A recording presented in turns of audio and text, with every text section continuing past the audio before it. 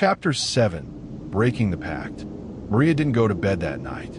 She sat at the kitchen table until the first gray light bled through the curtains. Her notebook open, her knife laid across the page like a vow. The knocking had gone on for hours, slow and steady, until it finally stopped just before dawn. And in the silence, Maria decided she wasn't going to play along. If the whole village wanted to bow their heads and feed the thing in the woods, fine. Let them. But she wouldn't. She would fight. Her rebellion began at noon. Her aunt had left for the market, her warnings still hanging in the air like smoke. Maria waited until the house was empty, then filled her backpack with tools. Hatchet, matches, salt, a thermos of coffee. And the knife. Always the knife. The woods opened their throat again, swallowing her whole. This time, she didn't flinch. She went straight to the glade, straight to the shrine. It looked different in daylight, less like a holy place and more like a heap of garbage balanced on itself. Antlers tangled with twigs, feathers stiff with dried blood, bones lashed together with twine and hair.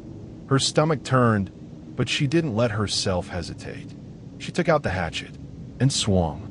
The first blow shattered a skull. The second cracked a rack of antlers, sending splinters flying. Maria kept going, sweat slicking her neck, her breath sharp.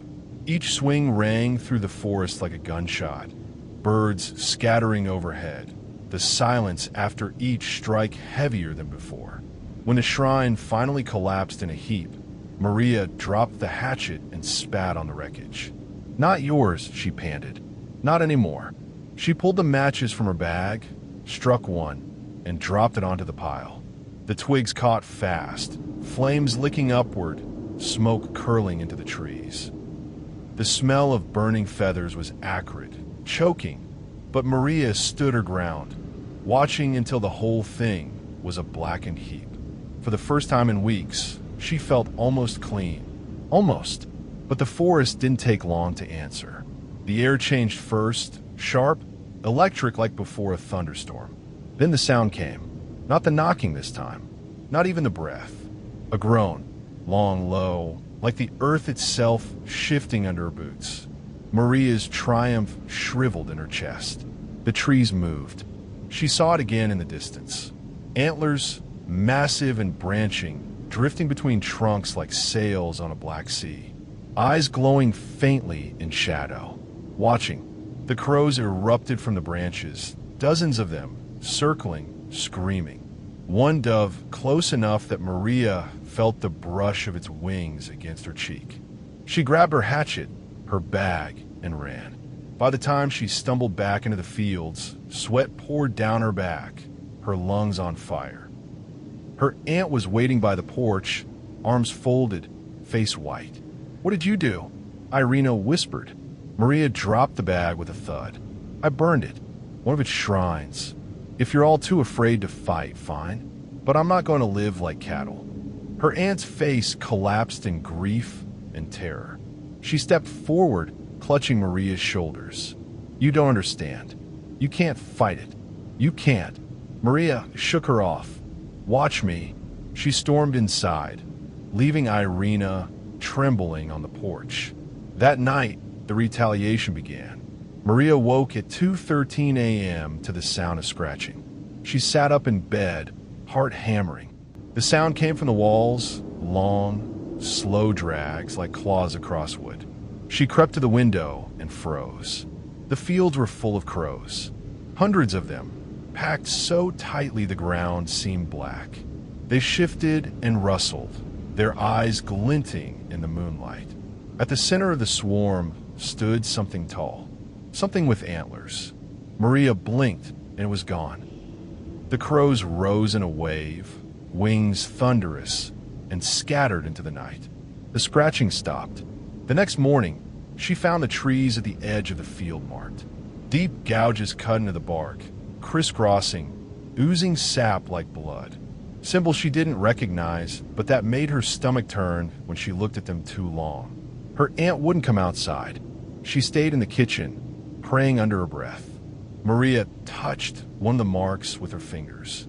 The bark was warm, By afternoon, word had spread. In the market, people stared at her openly now, whispers following her like smoke. The same old men at the pub glared into their beers when she passed. One of the girls from the shop cursed under her breath, not quietly enough. Maria forced herself not to run, not to let them see fear, but she saw it in them. Not fear of the less hen, fear of her, because she had broken the pact.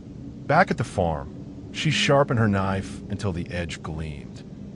She wrote in her notebook until her hand cramped, drawing the marks she'd seen on the trees, recording every sound, every crow. And she made a promise to herself.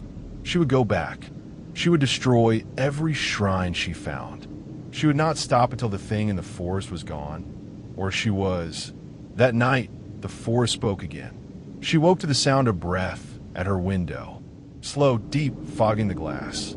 She couldn't see anything, only her reflection in the dark pane.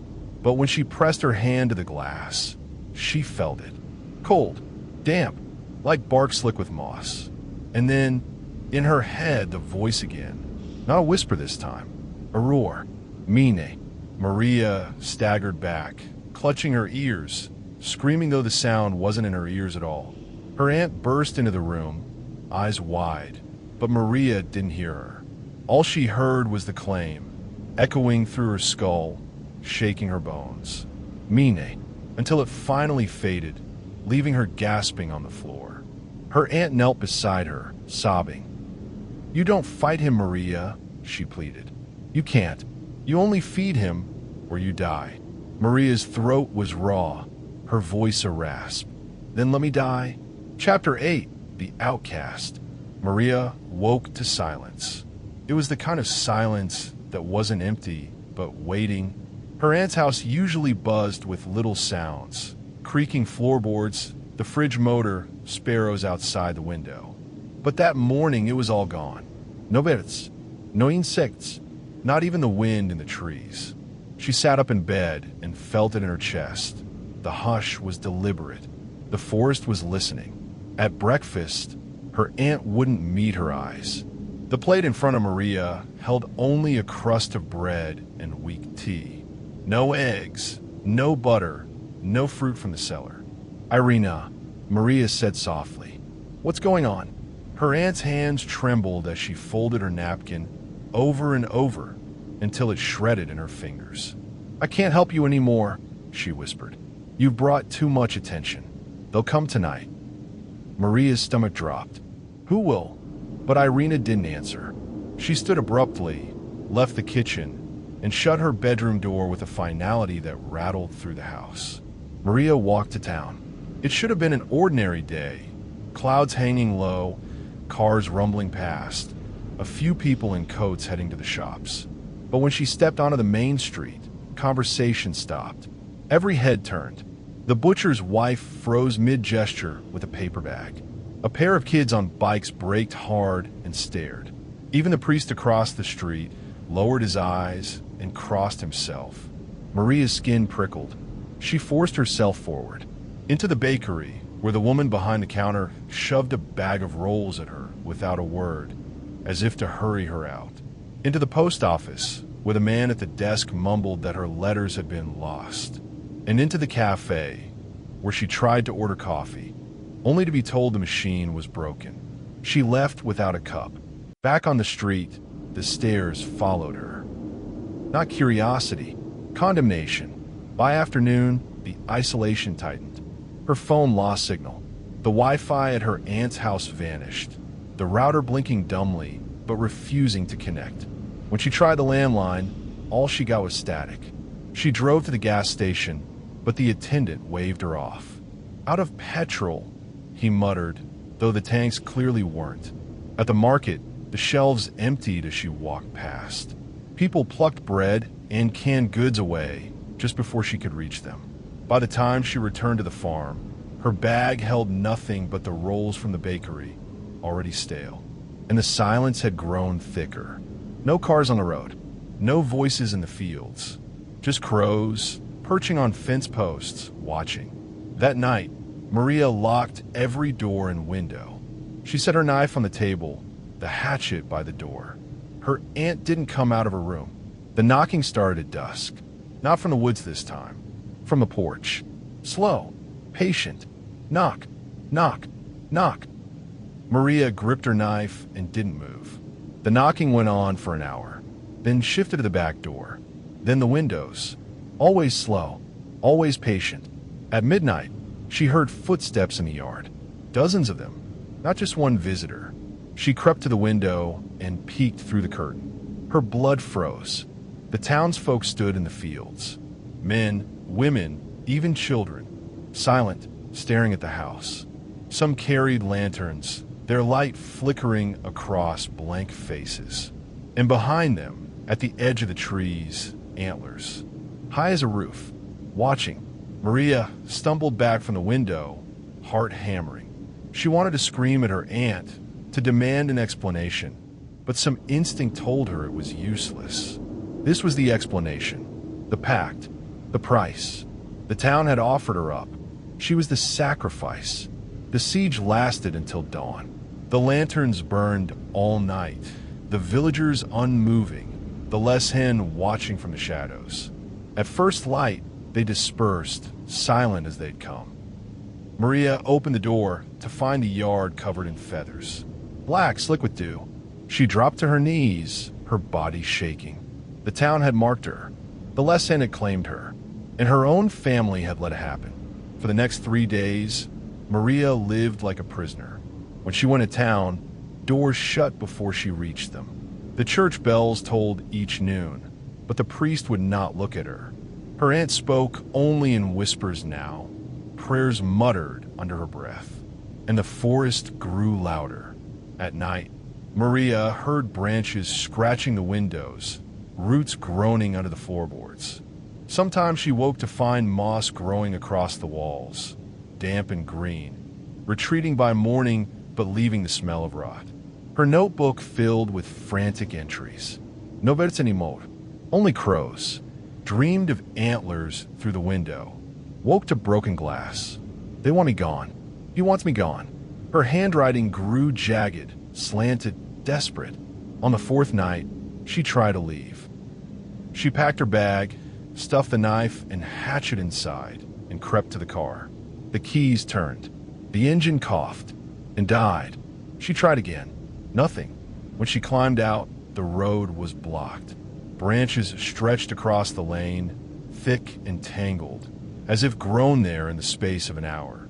And on top of the pile sat a single crow, staring at her with a glint of something almost human in its eye. Maria dropped the keys. She was trapped. Back at the house, her aunt stood in the doorway, face pale, lips moving in silent prayer. Maria met her eyes, and for the first time saw not fear, but resignation. They won't let you leave, Irina whispered. It's decided. Maria's voice cracked. Then I'll fight. Her aunt shook her head slowly. You can't fight the forest. That night, Maria stayed awake until the sky paled.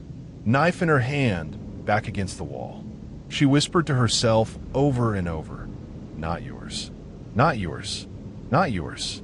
But the voice in her head only laughed. Mine. Chapter 9. Into the Heart. Maria didn't sleep that night.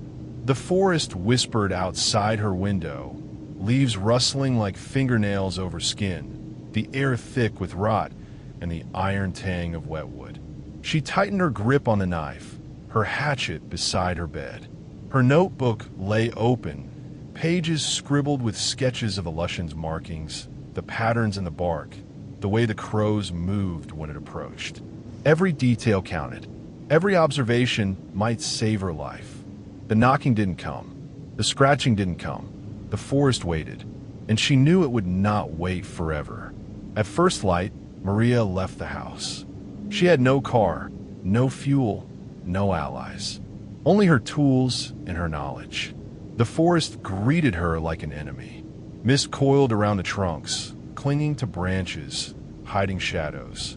Every step she took felt heavier than the last, the earth beneath her feet soft and damp, as if it were swallowing her.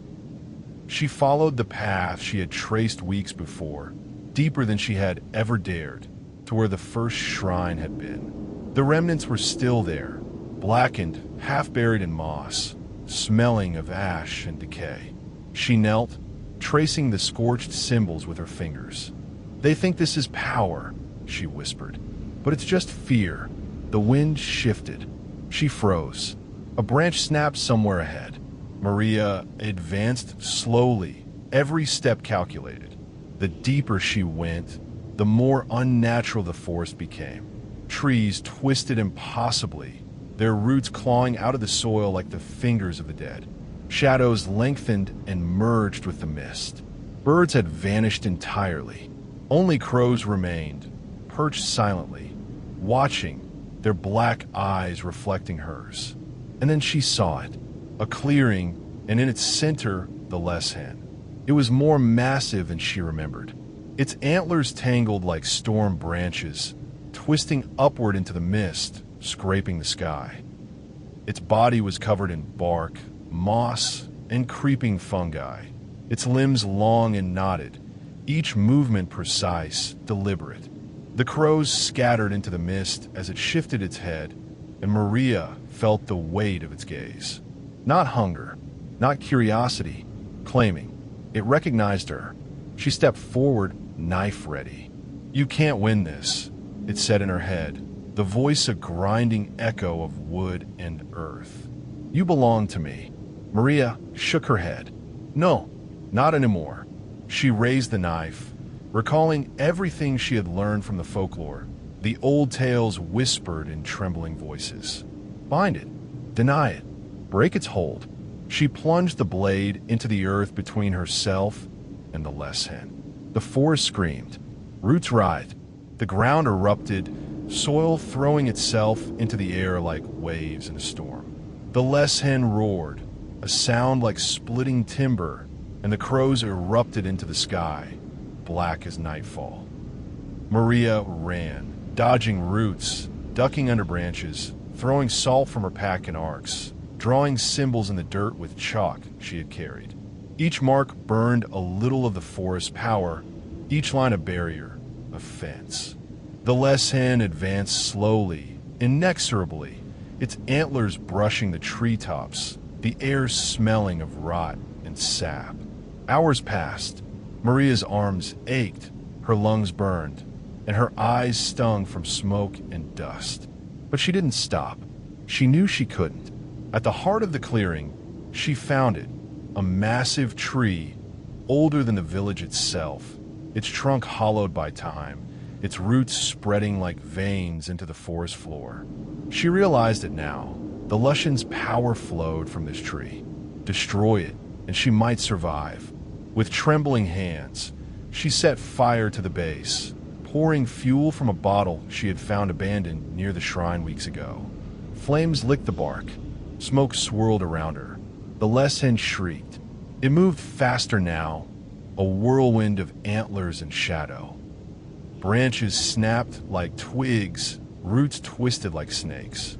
The ground trembled. Maria held her ground. She slashed at roots, traced symbols, hurled salt and chalk. Her voice rose in a chant she had pieced together from the old books and whispered legends. Not yours, not yours, not yours. The forest seemed to fight her, but the less hen was distracted, drawn to the flames devouring its source. A final surge of courage, and she plunged the knife deep into the hollow of the tree. The forest screamed. The less hen roared. The antlers smashed into the ground, splintering trunks, snapping roots, and then silence. Maria fell to her knees. Smoke curled around her, and for the first time in weeks, she could breathe. The crows lifted from the trees and circled, not menacingly, but watching. The less hen was gone. For now, exhausted, covered in ash and blood, she stumbled back to the village. No one met her eyes. No one approached. The streets were empty. She realized then that victory came with a cost. The forest would never let her forget, and the villagers would always look at her with a weight of fear. Her aunt met her at the doorstep, silent. Maria collapsed into her arms, shaking. "It's over," she whispered. For now, Irina said nothing, just held her. The forest behind the village was quiet that night, but Maria knew better. Lesen was patient. It waited. It was memorable, and someday it will return. But Maria had survived. She had defied it, and in that survival, she found a terrible, fragile strength.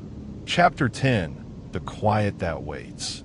The village was quiet, almost unnaturally so.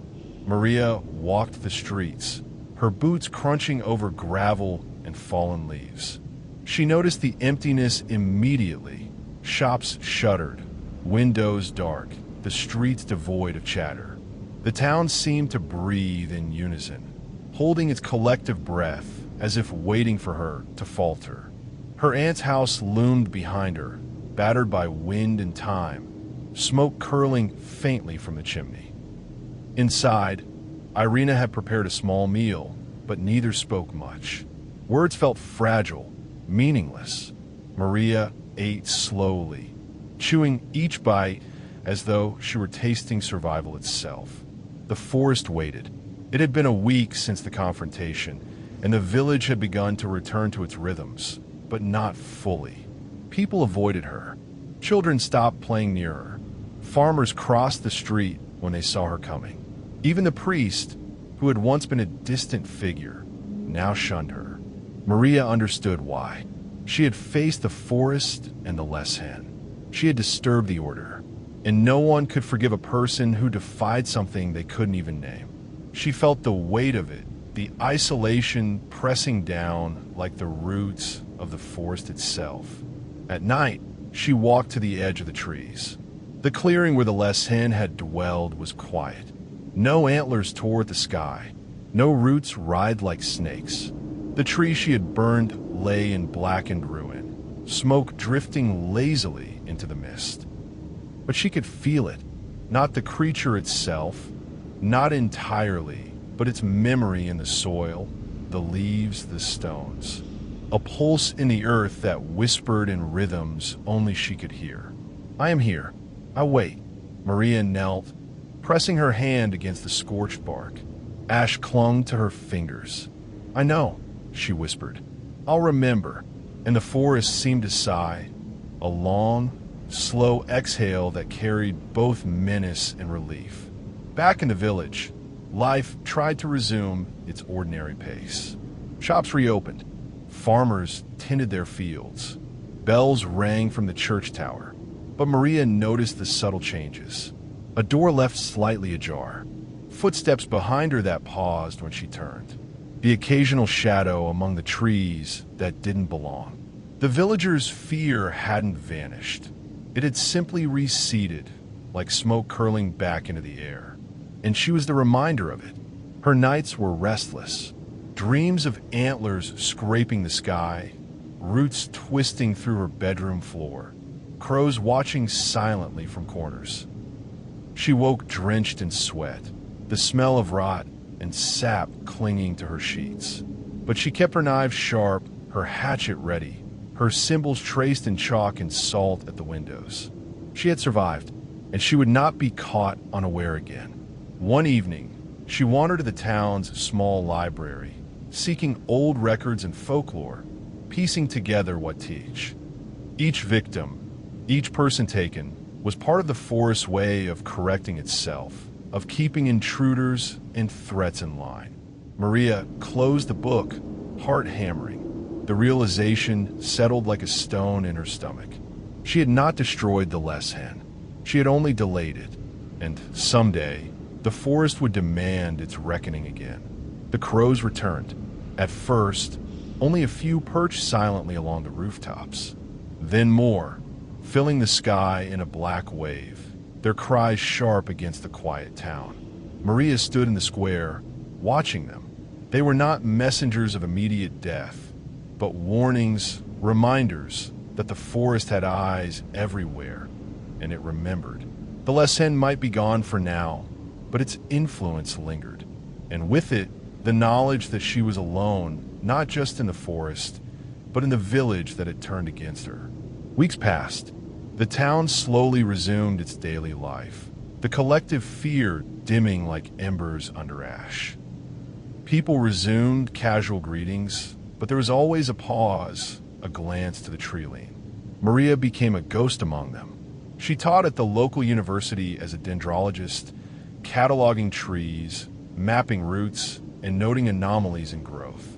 Her work was meticulous, almost obsessive, but it gave her control over something, even if it was small. And she never went into the forest alone, not without preparation, not without ritual. One night, she stood at the edge of the clearing again. Moonlight filtered through the mist, illuminating the ruined tree. Roots twisted upward, as if remembering, the scent of burnt bark still thick in the air. She placed her hand on the earth, whispered her vow. I am ready. I am aware. I will survive. A shadow shifted in the mist. Antlers, taller than any human could reach, moved silently. A low groan rolled through the clearing, vibrating in the soil in her bones. Maria didn't run. She had learned to wait, to watch, to respect what could not be conquered. And somewhere deep in the forest, the less hen watched, patient as ever, knowing that their story was not finished. The quiet stretched, long and suffocating, filled with anticipation. Maria exhaled slowly, letting the tension leave her body, but she kept her knives close and her eyes sharp. The forest was quiet, but it was waiting, and she would be waiting too, because some battles are not won. They survived,